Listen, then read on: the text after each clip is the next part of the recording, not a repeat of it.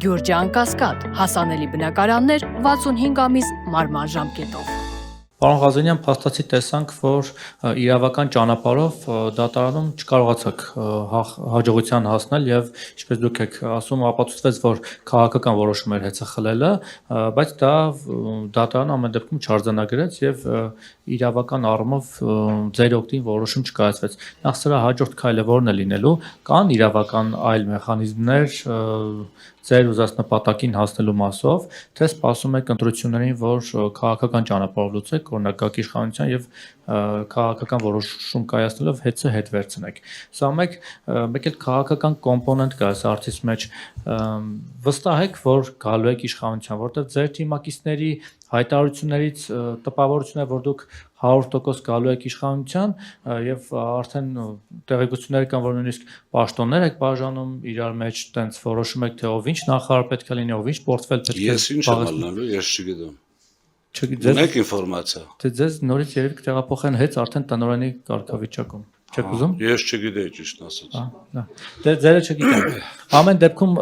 կարծիքներ կան, որ մի տեսակ ժամանակից շուտ եք ուրախանում եւ ոնց որ կտրվել եք իրականությունից, չեք կարծում, որ իսկապես գետնից կտրվել եք նախապես այդպեսի հայտարարություններ անելով։ Ինչու եմ ասում, որովհետեւ 21 թվականին այդպեսի 21 թվականին այդպեսի մի փորձ ունեցանք, պարոն Ղազենյան, իհարկե միշտ հաճելի է լսել, որ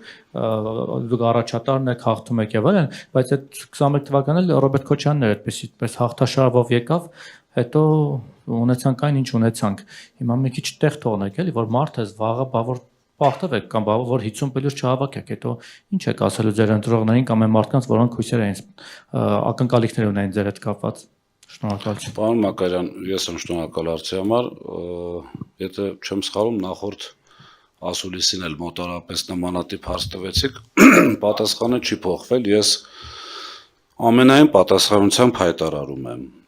որ ուժեղ Հայաստան կուսակցությունում երբևէ որևիցե ձևով, որևիցե մեկի կողմից պաշտոն չի բաժանվել։ Եթե կլինեն անհատներ եւ հուսով եմ, որ չկան այդ անհատները, որոնք իրենց առօրյա շատ մերձավոր կապերում կփորձեն ինչ-որ բաներ պատկերացնել, ինչ-որ իրենց պատկերացնել, ինչ-որտեղ կներեք հազար անգամ մեծ կուսակցություն է, արդեն օր-օրի մեծանում ենք, ես այսպես ասեմ, մենք հորդորում ենք այդպիսի բան չանել, բայց շատ կարևոր է, որ կուսակցության խորհուրդը, կուսակցության կորիզը եւ քաղաքական թիմը որևէ պարագայում որևիցե մեկի հետ որևէ բան չի քննարկի։ Ես խորհրդի անդամ եմ, խորհուրդը բաղկացած է 5 անձից։ Ես ոչ մի բան չեմ քննարկել, ինձ հետ ոչ մի բան չի քննարկվել եւ չեմ էլ պատրաստվում քննարկել։ Դա այդ հարցի հետ կապված ուղիղ ուզում եմ մեր եւ ձեզ հարգելի լրագրողներ եւ մեր հեռուստադիտողներին կամ լսողներին ուղիղ ասելով, որ կասեն այնտեղ պաշտոն են բաժանել, իմ անունից ասեք դու ստախոս ես։ Եթե օրինակներ չբերի։ Գիտեք, եկեք դուրս գանք մի պահել, ես մեր հայկական իրականությունից դե սենց ասում են, դենենց ասում են։ Իսկ ով է ասում։ Իսկ կա ապացույց, կա ինչ որ անուն, օրինակ Պետրոսյան Պետրոսը ասել է, որ ինքը վաղը լինելու է հաղթելու դեպքում այսինչ նախարար կամ այսինչ, չգիտեմ, պարեկ կամ ինչ որ բան։ Հիմա ինչ վերաբերում է արդեն հաղթածին։ Տեսեք, գոյություն ունի սոցիոլոգիա։ Ըստ մեր հարցումների, այսինքն լինելով այսքան շատ կարճ ժամանակվա ուժ, ըստ մեր հարցումների մենք ունենք բոլոր հնարավորությունները 50+1-ի հասնելու։ Մենք ունենք տարբեր սցենարներ, որի մասին չենք բարձրաձայնելու, ինչքան ուզում եմ ես խնդրեմ, պրովոկացիա անեն, չգիտեմ, եւ այլն, մենք չենք պատրաստվում մեր սցենարները, այսպես ասած, պլանները բացահայտելու, որովհետև բացահայտելու դեպքում դու արդեն քո հակառակորդին տալիս ես հնարավորություն դրա դեմ հակադրվելու։ Ինչ վերաբերում է 21 թվականին, ես չեմ ցանկանում հիմա քննարկել որևիցե ուժի, այսպես բացի իշխող փոքրիկ խմբակի որևիցե ուժի որևէ գործողություն։ Իրենք այդպես են համարել, այդպես են ճիշտ համարել, այդպես են արել։ Մենք գետնի վրա ենք, մենք ամենօրյա աշխատանքի մեջ ենք եւ շատ լավ պատկերացնում ենք վիճակը, շատ լավ պատկերացնում ենք որտեղ ենք, այսպես բացարձակ առաջատար, շատ որտեղ ինչ որ աշխատելու տեղեր ունենք եւ այլն։ Նորից գալիս ենք նույն բանին, որտեղ է երևում, որ մենք գետնին կպած չենք։ Օրինակ հայտարարությունները, որ հաղթելու ենք, հիմա ես էլ եմ, մի քիչ դարավ բան այդ հաղթելու ենքն էլ այսպես մենք բացարձակ մեծամասնություն ենք ունենալու եւ ունենալու ենք ապագա վարչապետ Սամվել Կարապետյանի դեմքով, այսպես sense կարճ մեկնաբան։ Շատ նորմալ է։ Այսինքն դրանից երևաց որ մենք գետնի վրա կպած չենք։ Վերջո բայց քաղաքացին է որոշել, չէ՞։ Մենք քաղաքացու հետ շփումը այդ սոցիոլոգիական հարցումները այդ ամբողջ արձագանքից ենք դա ենթադրում, այ ջան, մենք այնպես չի որ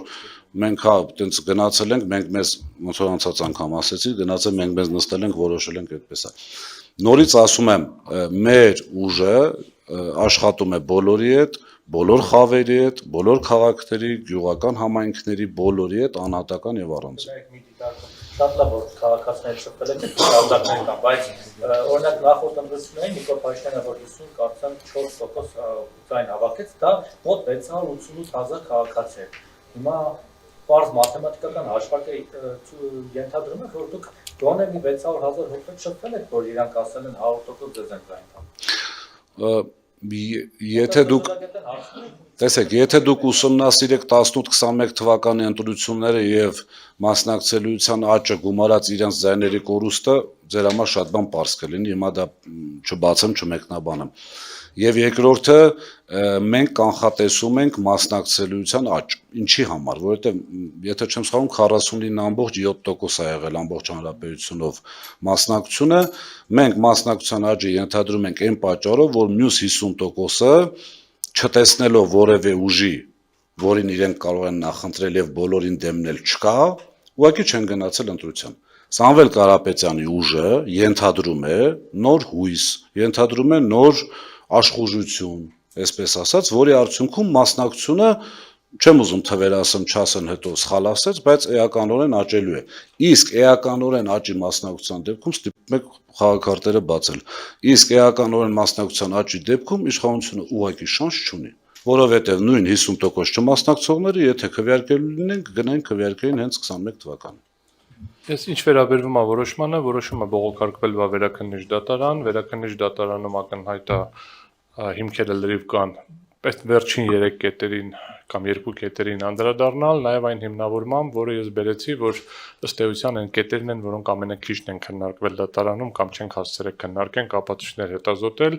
դրանց մասով հավելյալ այն այդ հիմնավորումները կային առաջին հայցանում կամ մեր բողոքների մեջ, մեր հայցադիմումում, եթե մենք նայում ենք վճռի մեջ,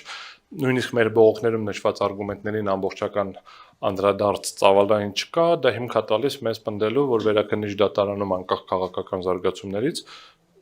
անկախ չեմ ասում, գիշերով չեն քննի, էլի։ Հա, նո ավելի նորմալ, նաև ժամկետային սահմանափակում չկա, որտեղ առաջին այցանում 2 ամիս էր, մենք վերաքննիչ դատարան բողոքներ կայացնելու ենք, նաև պնդելու ենք, որ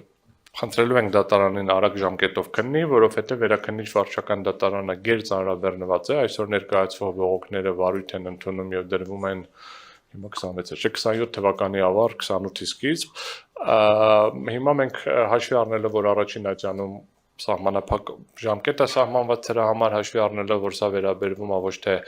ինչ որ միայն մի կազմակերպության, այլ ըստ էության ամբողջ բնակչությանը եւ Հայաստանի Հանրապետությանը համապատասխանաբար կմիջնորդենք որ նաեւ սերմ ժամկետներում քնվի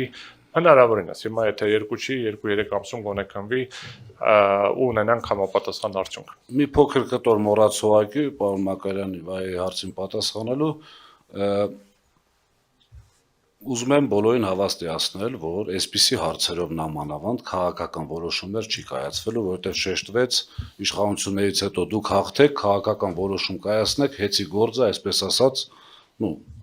այո, չի լինելու այդպիսի բան, ես ձեզ հավաստիացնում եմ,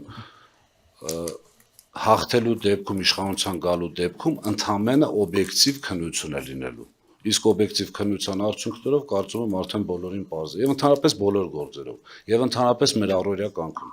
չի լինելու որևիցե դատական գործի վերաբերյալ, որևէ իրավական գործընթացի վերաբերյալ քաղաքական իշխանության կամք կամ քաղաքական իշխանության որոշում։ Ուղղակի խնդրում սա ֆիքսենք, որ բոլորին հասկանալի լինի։